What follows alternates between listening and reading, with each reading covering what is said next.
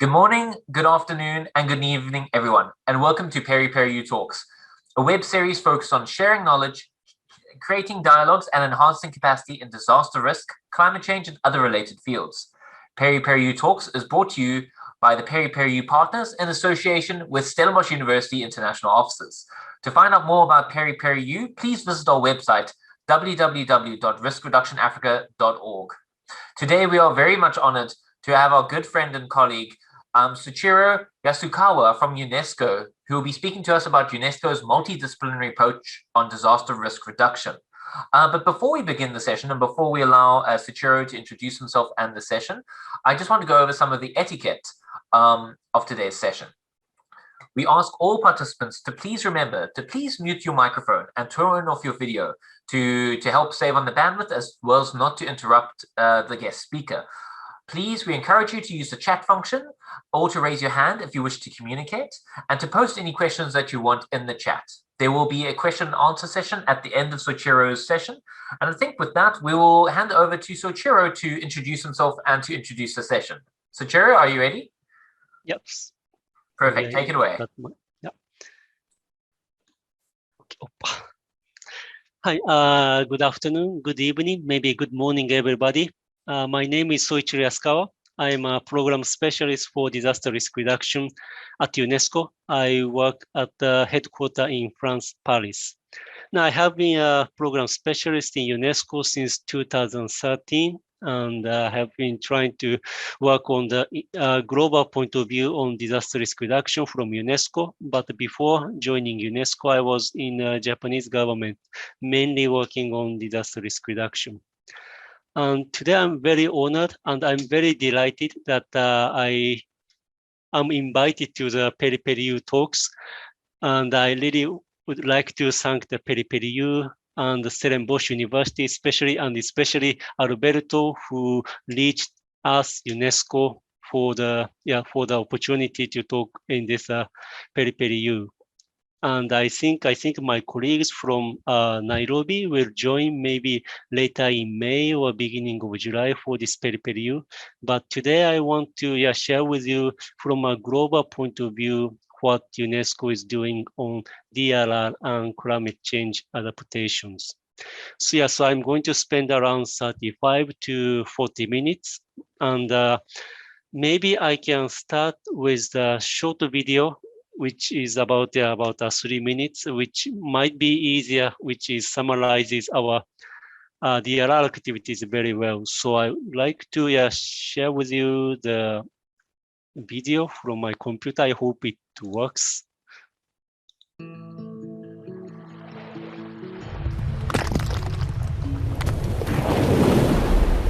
Earthquakes, tsunamis, landslides, volcanoes, floods, cyclones, droughts. These natural hazards can turn into disasters if we are not well prepared. Over the last 20 years, disasters have claimed more than 1.35 million lives and displaced around 4 billion people from their homes. Water-related disasters accounted for 90% of the most severe disasters that have occurred since 1990. While earthquakes and tsunamis caused around 60% of fatalities. UNESCO supports its member states in building more resilient societies through the implementation of international agreements, such as the Sendai Framework for Disaster Risk Reduction and the 2030 Sustainable Development Agenda. UNESCO's efforts in disaster risk reduction particularly contribute to its global priorities, Africa and small island developing states. Science, technology and innovation enable us to understand the risks we face and provide relevant solutions. UNESCO uses Earth observation and crowdsourced data for hazard mapping and forecasting at local level, making it publicly available. This also includes citizen science, participatory research, and local and indigenous knowledge.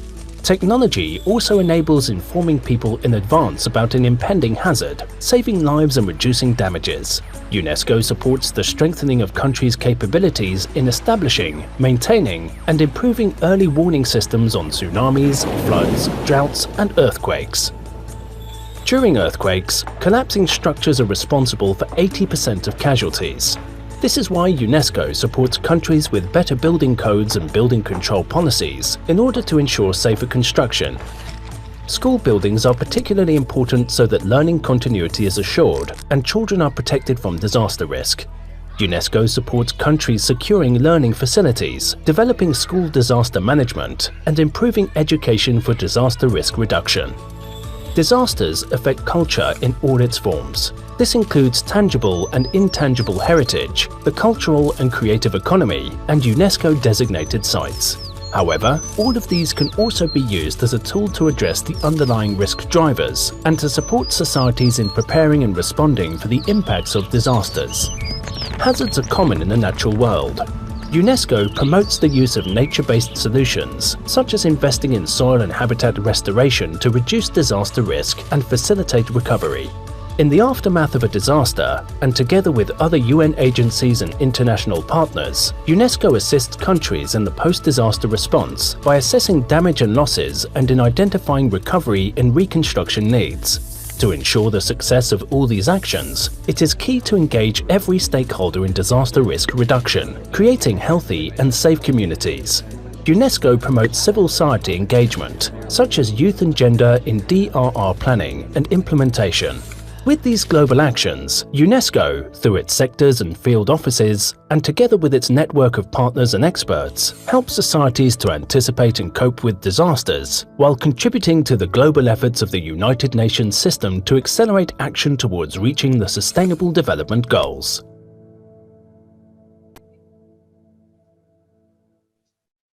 Yeah, thank you. So I go back to the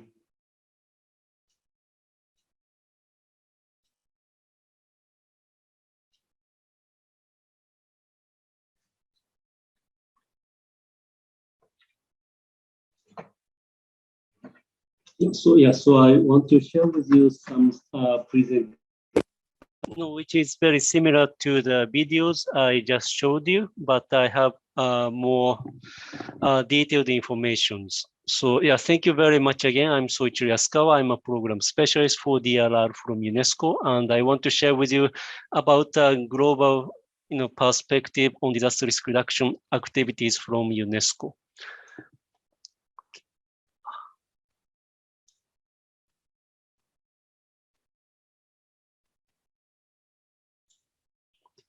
Yeah, so yeah, this slide shows the interaction. Yeah, because you saw that there are like eight approaches of disaster risk reduction from UNESCO, and I want to show how this 8 approach relate to the Sendai framework and other global frameworks such as SDG and Paris climate changes.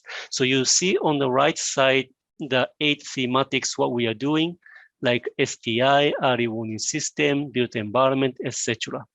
And then as you see the links between the 7 global targets and the 4 priority actions of Sendai Framework DRR, you see many complicated lines connecting each other. Now, this wants to show that our intervention on DRR really supports the implementation of the Sendai Framework. And as you know, the many indicators from Sendai frameworks are used in the SDGs. So our 8 interventions really helps the Sendai framework implementation and other international agreements, as you see in this slide.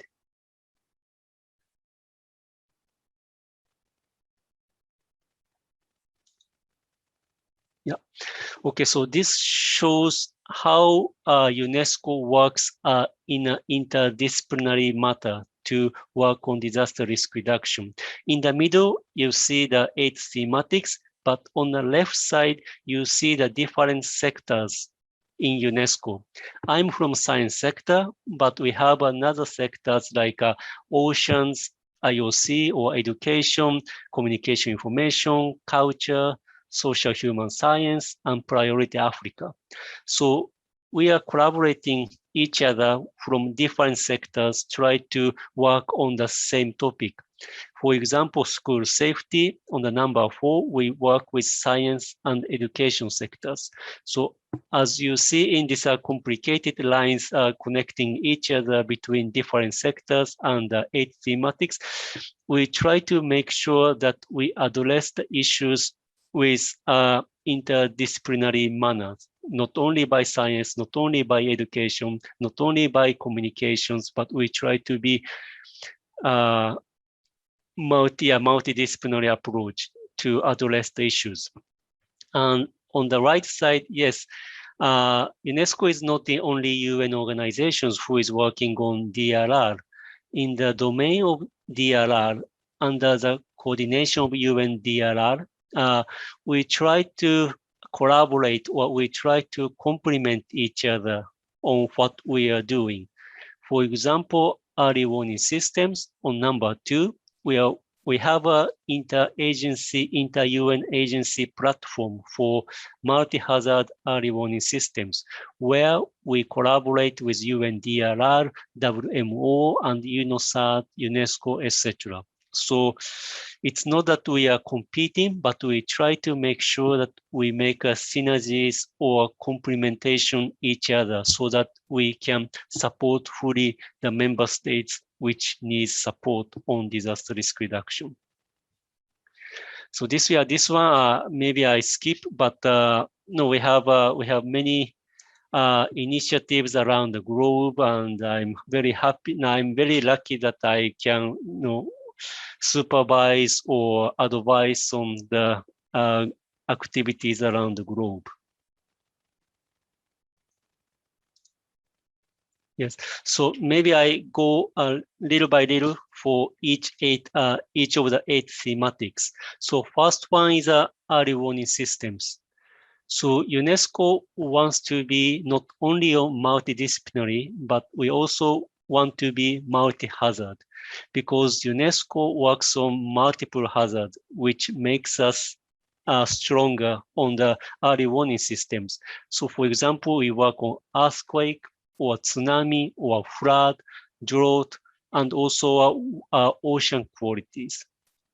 Unfortunately, we are not working on like a weather hazard like hurricane or cyclone, which is more by the WMO. But for the earthquake, tsunami, these things we are working on and very strong on it. So first one is a flood. I think this is the most frequent issues in Africa. Yes, we have like tools and techniques to do forecasting of the flood phenomena. And we collaborate with Japanese or American universities to provide a service on flood alerting. And we have a big project in the Central and West Africa, working with a Japanese agency and Agrimet in Niger to try to set up feasible flood early warning systems in the regions. Next one is drought. I think drought is also issues in the African continent of Africa. Yes, we also work on the drought, and we also have like online monitoring systems on drought, which is called GWADI, which you see on the right bottom. And we try to make like a risk atlas of drought in Africa and Latin America. So yeah, so I cannot show in the detail, but we have like a tools and atlas and monitoring systems of the drought around the globe. And tsunami, yes, tsunami might not be a big issues in Africa, but UNESCO is coordinating the tsunami alerting bodies across the Pacific Oceans, Indian Oceans, Caribbean Oceans, and also Mediterranean Ocean, so that they can share the data, they can share the alerting information, and so on. And not only on this alerting, we are also training the communities how to be sensitized for the tsunami early warning systems and how to evacuate. Yes, last one I show on early warning system is an earthquake. Earthquake is not a major phenomenon in African continent, but in locally like Ghana or like East Rift Valley, there is a risk for earthquakes. So in Ghana, which has an earthquake every 70, 80 years, and now I think it's a time for Ghana, we supported Ghana to set up a very quick earthquake early warning system so that they can alert at schools and so on. So yeah, so these are the examples of what we are doing on the early warning systems. And the second component is STI, Science Technology Innovations. Yes, we really understand that STI is a very crucial component for DRR. By STI, we understand the risk, and also STI can provide some solutions, engineering or scientific solutions for disaster risk reduction. So we try to explore with the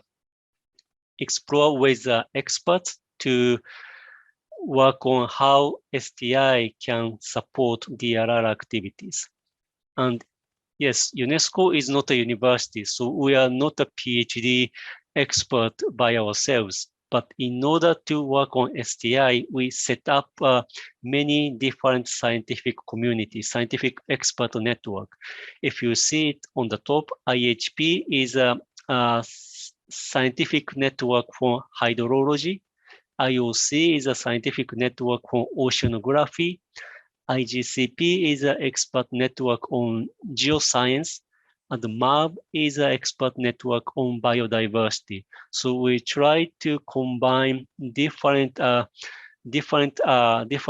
scientific communities on different thematics and try to get the information, advanced informations and advanced possibilities to work to use STI on DRR. This is one of the example in East Africa. We are working on a project to use AI, artificial intelligence, in the 5 Eastern African countries. We are now developing an AI chatbot with which citizens can communicate with this AI chatbot to get necessary information before, during, after the hazards. For example, citizens can get more personalized early warning systems, or people can communicate with this AI chatbot to get the information like where they should evacuate, where they can get food, and so on. But STI is not only artificial intelligence or big data or blockchain, this super high-tech techniques. We also work on the civil science. Civil science is the science by the citizens. By the collaboration with the citizens, we try to get necessary information, etc. So this is a project which is called Sandwatch. We usually use it on seas because small island countries are very vulnerable at risk on the climate change and sea level rise. But unfortunately, these countries, because the size is small, so they don't have enough academic to get the baseline data or monitoring systems. So UNESCO came up with a system which is called Sandwatch to put the curriculum into the mid schools or high schools or universities, so that as a school curriculum, children can go to the sea, go to the forest area to get the data, like as you see in the picture, in a formatted way, so that by the participation of the citizens, we can develop baseline data. So STI includes like high tech and also civil science. We try to be broad. Next one is Geohazard. This one, I just want to show you this chart because we hear that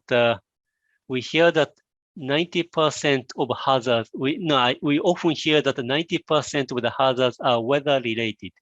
Yes, it is true, but I think it depends on how you look at the numbers. Because on the left side, this is a number of disaster type. So if you look at the left side, yes, flood is 43%, storm is 28%, and so on. So roughly 90% are weather related. So, but this is just a number of the hazard. On the contrary, if you look at the right side, you see the number of deaths by hazards. If you look at the number of deaths, earthquake is the biggest, around 60%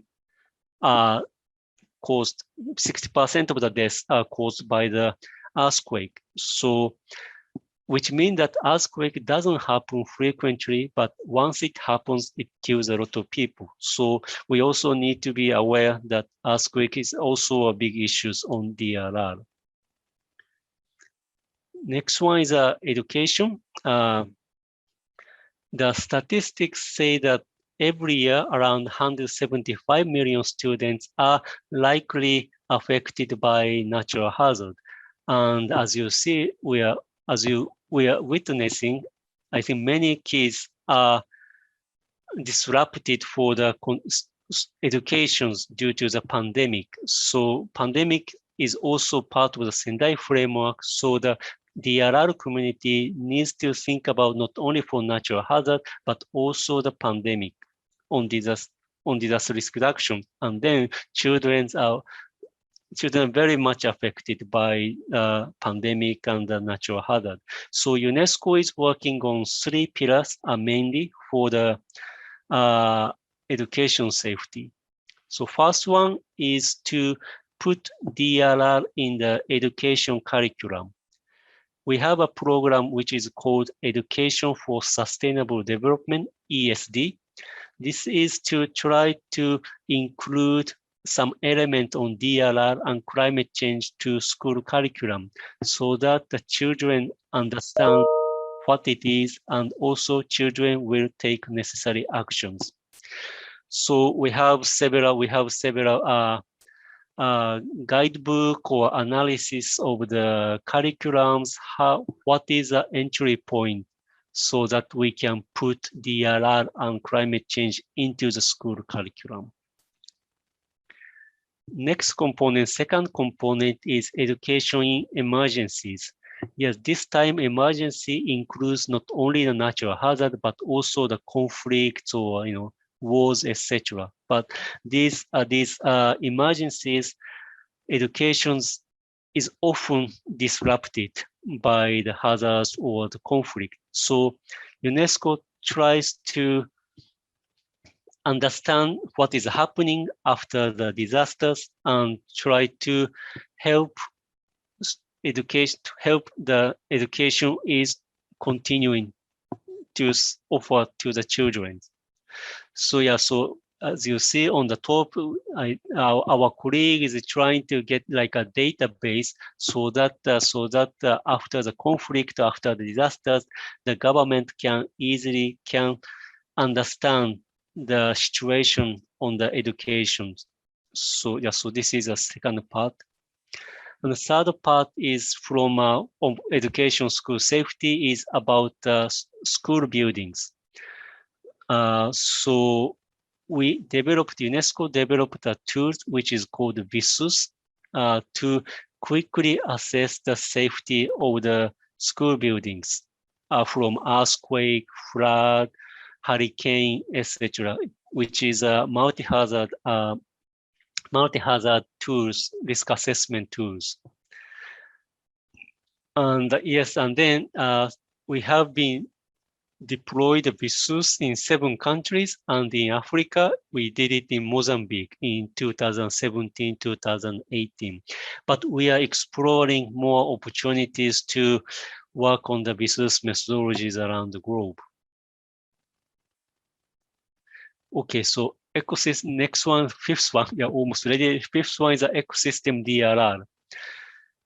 Yes, conventionally, when we talk about disaster risk reduction, we always think about heavy infrastructure development, like putting a dam or putting like a seawall or dikes and so on. But especially right now, at the Paris climate change or biodiversities, people are more aware of the other solutions. which is green solutions or ecosystem-based disaster risk reduction. So when we call the conventional infrastructure measures is like a gray solutions, but we call this, it's like a green solutions. And many UN organizations, UNEP or IUCN or climate change conventions, we try to promote the concept of the ecosystem DRR. And UNESCO is also one of the members of this interagency alliances. For our activities on ecosystem DRR, we try to do advocacy. So we try to do research, and we try to make a recommendation or white papers to promote eco DRR, and also knowledge. We have a big project funded by European Union. And this project only on the European countries, but we try to test several techniques so that we can accumulate the knowledges and the solutions so that it will be deployed to other countries. Last one is capacity buildings, because normally, usually ecosystem DRR is handled by like environmentalists or who are keen to environment. But at the same time, the government need to understand, private sector needs to understand, or community need to understand that eco DRR or green solution is also as effective as the conventional gray solutions. So we try to raise awareness among different stakeholders like governments, civil societies, or citizens that to promote the eco-DRR solutions. Number 6 is culture and the UNESCO site. Yes, maybe UNESCO is very famous for the World Heritage Site. And yes, so I think UNESCO is the only organizations which is specializes in culture. So, and the culture is like an identity of the communities, but at the same time, cultural heritage is a source of tourism, source of the economy. So we try to support the member states how to protect the cultural heritage. And the cultural heritage is not just by like a historical monument. If you see on the right top, natural park is also like a cultural site, and also below is a museum. So not only like castles or some historical monument, but also some parks and museums are our scope of our cultural DRR. And what UNESCO do is mainly two parts. First part is technically support, how to preserve, how to reconstruct, how to technical support on cultural heritage, how to mitigate, etc. And second part is to try to mainstream culture DRR in the DRR policy, because when we talk about DRR, it will be like monitoring the flood or building a safer building, etc. And then culture is always not mentioned. So what colleagues in the culture sector does is try to promote to incorporate culture DRR in the main DRR strategy. Yes, and also, as I mentioned, UNESCO has a World Heritage Site, but also we have another designated site, which is a UNESCO Global Geopark and UNESCO Mount Biosphere Reserves. So UNESCO Geopark is a site which has a significant value on the geology, and the Mount Biosphere has a site which has which where people cohabit with the human activities and biodiversities or natures. So we have around 2,000 around the globe, and then we did a global survey with all the site managers on UNESCO sites, and then around 500 sites are exposed to the hazard. So, and then these are the breakdown, and the biggest one is like a wildfire is the biggest risk, etc. So based on these data, we try to provide advice or support to the site managers on the UNESCO designated sites. Seventh one is a post-disaster response. As you know, UNESCO is not a humanitarian organization, so we don't provide food or we don't provide shelters just after the disasters. But what we do is to try to assess the needs or try to assess the situation so that the government can build back better after the situation stabilizes. So we try to get the information like how many cultural heritage were damaged or how many schools were damaged and so on. So this is an example of the cyclone Idai in March 2018, I guess, in Zimbabwe, Malawi, Mozambique.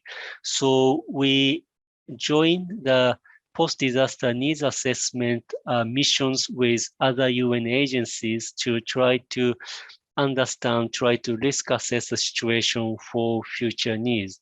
So we worked on I think our strongest capacities on the culture sector. So UNESCO led the teams on the culture component to see how many heritage has been damaged and so on. This is for communication informations. We also try to assess the capacity of the local radios or local TVs and so on, because community radio or TVs are the important source of information for the survivors or victims. So we try to see if the community radio is working properly and if there is any support and so on. We also did a social science point of view. We try to see if the people with special needs like disabilities, if these people are treated appropriately. So we also try to engage with a group of the disabilities, civil societies to see if there is any needs to be addressed for the global communities for more support. Lastly, risk governance. This is the last one. Yes, I think I have talked about a multidisciplinary approach with different sectors, and also I talked about multi-hazard approach, which I talked at the early warning systems. Lastly, for the risk governance in the priority action 2 of the Sendai framework, this is to include as many stakeholders as possible for planning DRR. So last part, I want to talk about engaging to different stakeholders. First one is definitely youth. Yes, I think young people are very familiar with the new technologies and they have new ideas, and also they have a very effective way of communications. At the same time, the future is for youth.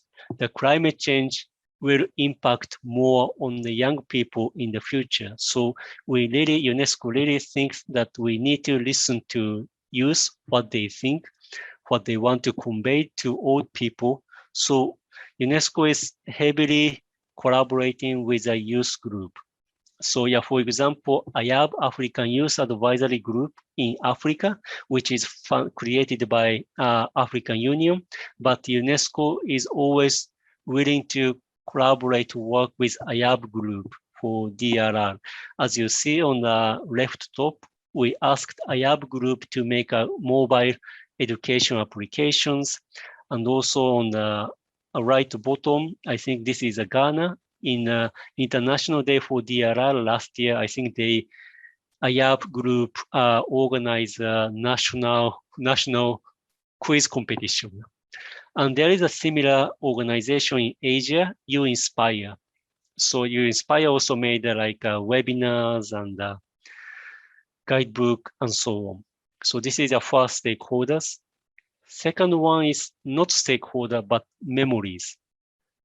In Japan, where I am from, we have a proverb like disaster happen when we forget about it. This really shows that we really need to remember what happened in the past and we need to take actions. But in many cases, people forget about it. So we really think that we need to transmit the memories to the next generations so that people will remember what happened in the past and then take necessary actions. So we have a program of Memory of the World program, and then we are discussing how to preserve, how to convey the memory to the next generation about disasters. Almost done, but this is a local indigenous knowledge. So local indigenous groups, because many communities accumulate their knowledge and experience to come up with some local solutions against natural hazard. So these need to be recognized very well. Not only a super scientific solution, but this local knowledge by indigenous people can also mitigate the risk of natural hazards. So we also try to engage with the indigenous communities to try to understand the solutions so that we can transmit to the next generations. Yeah, this one is like this one is also for the memories, because when disaster happens, for the 1 month or 2 months, people are so hectic and they just decide on the spot, etc., for like how to rescue people and so on. So we try to interview as many. This is a case of the Mexico earthquake in 2017, and we try to listen to many people who are on the front line to made a decision for rescue or educations and so on. So yeah, this is also to transmit the memory to the future generations. I think this is the last of my presentation, and I'm sorry, I thought I can finish in 35 minutes, but maybe I spent too much time. But yeah, so this is the end of my presentations, and I'm happy to interact with you for any questions or or concerns or ideas you have. Thank you very much. Thank you very much, Soichiro, for your very lovely presentation, very interesting presentation. I'm sure everyone really enjoyed it. I see that there are a couple of questions in the chat, and maybe we can address those first. And if anyone has any other questions, I think feel free to also write them down in the chat, or otherwise please raise your hand and we will get to you. So the first question comes from Tabo Nlovo, and he says, thank you for sharing. Kindly assist on platforms that exist for UNESCO and academic institutions to interface. I'm not too sure if Tabo is online still. If you'd even like to ask that question out loud, just to maybe provide some clarification.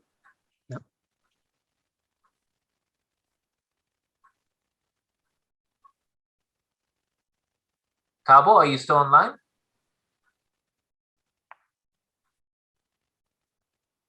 I'm not sure if he's still on. No, if not, I can elaborate a little bit more. Sure, how the scientists can collaborate with UNESCO. I think there are two ways.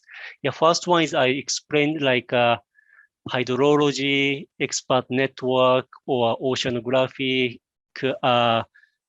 expert network, etc. So there are four, like ocean, water, hydrology, and geoscience, and biodiversities. So these are like intergovernmental intergovernmental program. So each focal point in the government, usually the Ministry of Education, Ministry of Higher Education, will call for the expert in each country to try to be engaged to these intergovernmental bodies. So this one, I think there is a national commission for UNESCO. So maybe you can communicate with this national commission, so that if there is a chance, maybe you could collaborate, you could be part of these intergovernmental bodies. The next one is UNESCO Chair, UNESCO Center Program. This is like a bilateral agreement between UNESCO and higher institutions. So we are trying to reach out to the academic or higher institutions which has a similar similar aspirations for DRR and so on, and then you can apply for this UNESCO Chair program. Maybe I can share with you some links later, but it's not like an individual level, but as an institutional level, there is a program or system to set up like a mutual agreement between UNESCO and higher institutions. So you need to make like a 10-page proposals every year. So we evaluate, and if it's okay, yes, we can collaborate together. Perfect. No, thank you very much. There's some other questions in the chat. I think you just spoke about the UNESCO chairs now, so I think you answered the one question from Everson Lovo as well, with regards to UNESCO chairs and how institutions can participate. But there's another very interesting question from Ulufemu, and he says, I coordinate the emerging professional working group of ICOMOS in Africa. How can we link with AAB and UNESCO in Africa? I know I can certainly speak a little bit about AAB because I'm part of the AAB DRR group, but I think since you are the guest speaker, Soichiro, would you like to perhaps elaborate a little bit on that? Yeah. So which ICOMOS. ICOMOS, yes. ICOMOS. Yeah. No, ICOMOS. No, we really count on the expertise on ICOMOS, actually, on the cultural heritage DRR, because UNESCO is like a UNESCO experts are more like a bureaucrats, so we coordinate. But for the expertise, we really rely on the ICOMOS in Africa, and I think our colleagues in culture sector are always communicating with ICOMOS International, and also if there is specific topic in the regions, I'm sure they contact ICOMOS Africa as well. But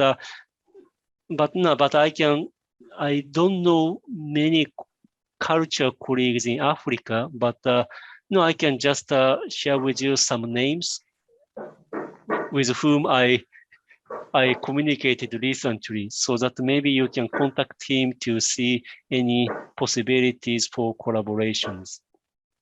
But normally we have a close communication between ICOMOS and UNESCO, and I think we always contact colleagues in ICOMOS, not only for DRR, but for like cultural aspects, etc. Fantastic.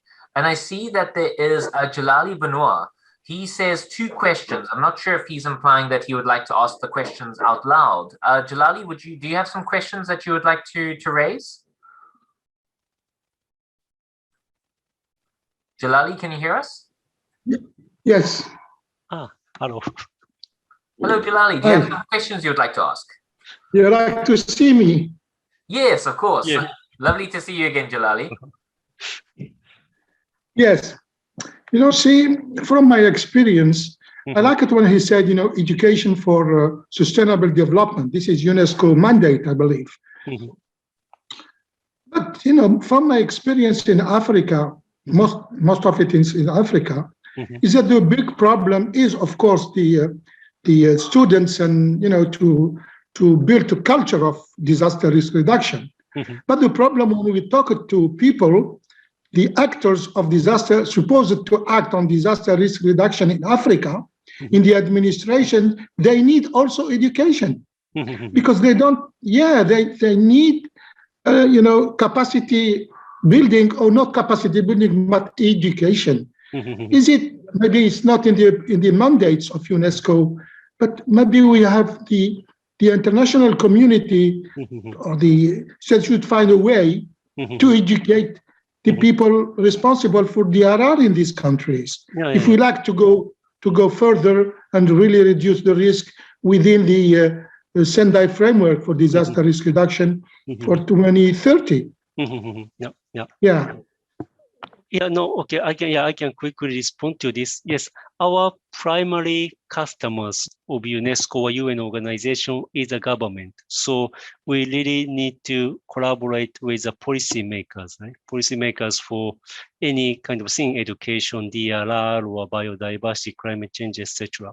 So we try our best to engage or raise awareness among the policymakers, so that the DRR will be mainstream in their policies and so on. So we try to do a technical training, we try to make policy recommendations and so on. And this is done not only by UNESCO, but we have an interagency platform, which is called CADRI, CADRI. This is an interagency platform to risk assess the capacity of the government. Because if UNESCO goes to the country, we only talk about education, science, and culture. But the FAO, for example, can talk about agriculture. WMO can talk about weather forecasting. So we try to set up a comprehensive team so that CADRI will be like a one-stop platform, so that if any question raised by the government, we can respond. And for this one, yes, we try to check regulations or budgeting or equipment or the government officials' capacities and so on. So this is what UN or UNESCO is trying to do. Yes, students is important, but our primary customer is the government. So we try our best to influence policymakers. And also for experts, yes, it depends on the funds we raise, but we try to also share information, share knowledges from outside the countries to so that the expert can learn from other countries. So yes, Girardi, thank you very much for your questions. Yes, students also important, but we also have reach out to other stakeholders like policymakers or technical experts.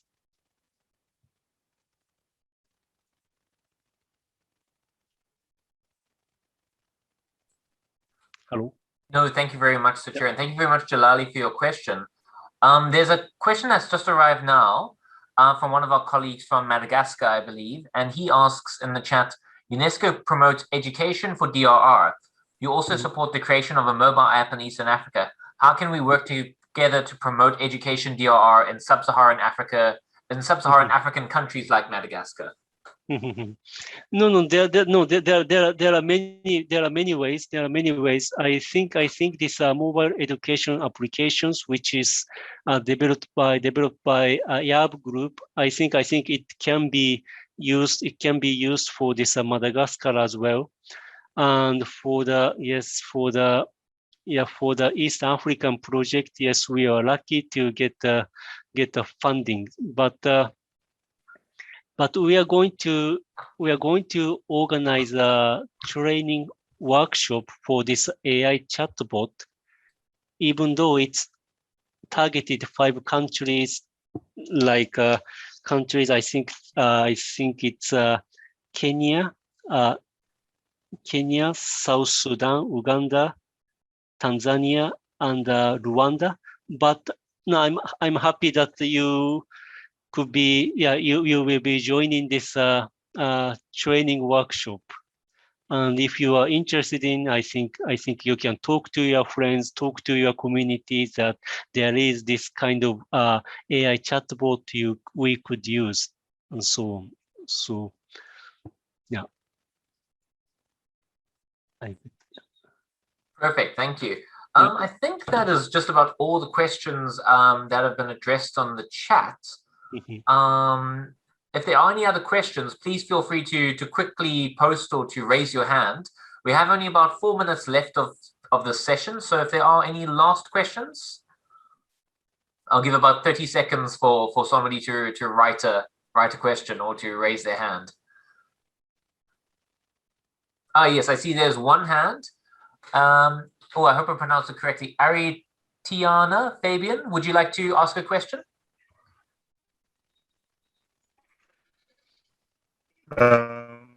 Thank you very much. Can you hear me? Yes. Yes, I can hear you. I am from the National Disaster Risk Management of Madagascar. I am working also very closely with the University of Antananarivo, and lastly, we have the support of UNESCO to do some training of reinforcement of capacity to the person in charge of educating kids at primary school and secondary school. My request, if it's possible, can you just, if it's possible, share with us some documents or some links or some explanation about how can we mainstream DRR concretely in the sectorial plan of development or the national plan of development. This is the first one. And the second one, we are now about to do the workshop for Madagascar to know the realization, the achievement of Madagascar about the targets of Sendai framework. We have already achieved the voluntary activities to report for the UNDRR. The UNDRR, but I want to know what is the link between the Sendai framework and then the 17 goal of development. Okay. So first question: how to mainstream in each sectors? How to mainstream DRR in each sector on the national planning. This one actually UNESCO is not strong on it. Yes, we can work on try to mainstream culture, try to mainstream education on the DRR planning, but for example, for environment or economy, agricultures, we are not strong at it. So maybe what you could do is try to talk to the resident coordinator or UN country team in Madagascar, so that I think you can communicate with them to see which area is weak in your country, so that they will recommend you the appropriate UN agencies to collaborate with. For example, culture, education. Yes, we are happy to help, but I don't know which sector is most relevant to work on. So maybe what you could do is to talk to the resident coordinator or like a UN country team in Madagascar. And the second one, congratulations that you achieved this voluntary targeting. And I think not so many countries are reporting to UNDRR. So now I really want to congratulate you that you are monitoring annually and achieve the target. And in relation to the Sendai target and SDG 17 SDGs, No, actually, most of the, I think, yeah, because there are 7 targets in Sendai, and I think all of them are reflected to the SDGs already, because Sendai framework was agreed March 2015, and SDG was agreed September 2015. So UNDRR made sure that all the indicators will be reflected to the SDGs. So for regarding the DRR, if you are following this Sendai framework, at least you are okay with the DRR part of the SDGs. But SDGs, of course, they have another, different indicators like inequalities or infrastructures, etc. But for the DRR, I think if you are following these 7 targets, I think DRR part on SDGs, nicely followed up. So this is, I hope I was clear. Thank you very much. Yeah. Thank you very much, everyone, for your questions. Sorry, and sorry, Soichiro, there was one quick question I missed. Mokhtar Tunkara's question about can UNESCO support the creation of a master's program in DRR, and does UNESCO provide any DRR related grants? Sorry, I saw this question was posted a bit early, and I apologize for forgetting to raise it. So this will be the last question, and I think we'll have to sign off. No, unfortunately, UNESCO is not a funding agencies. So whenever we want to have a project, we also need to look for the funds. So the answer right now is, unfortunately, we don't have a funds to create grants for the DRR, etc. But if we have some funding opportunities, yes, we can always collaborate to set up some programs and so on. But but as I need to repeat, but we are not a financing institute. So in order to do something, we always need to do our fundraising first. Sorry about this negative. No, thank you very much, Soichiro, for that clarification. I think that is it's a lot of people don't realize that with a lot of the UN organizations is that they also have to source funding for themselves as well, and so this is where opportunities to work alongside INGOs such as UNESCO can appear, and that maybe there's a collaboration effort that can always occur. So I do I will suggest to all the people that are listening on board that it's always look for opportunities for collaboration, and that's where we can really progress and take things further. But I think with that we have to call it the end of today. So Soichiro, I just want to thank you so much for making yourself available. I know that you must be incredibly busy, and so thank you so much for taking the time to listen to, well, not to listen to speak to us all, but also thank you to all the participants for also making time out of your busy schedules to also listen to this. If you're interested in listening to future PERIPERI U Talks, please visit our website, riskreductionafrica.org, for more information about upcoming PERIPERI U Talks. I'll post it up in the chat. But also, again, yes, thank you very much, everyone, for joining, and we hope to see you again all for future PERIPERI U Talk sessions. So I hope you have a wonderful rest of your day, and see you all very soon. Thank you very much. Thank you very much for inviting us for this important initiatives, and I want to collaborate with you more with the PERIPERI U. So I think it's a good start. Perfect. No, we really appreciate our relationship with UNESCO, and we also appreciate your friendship, Soichiro, for offering us your time, and we really do appreciate it very much. So thank you very much, everyone.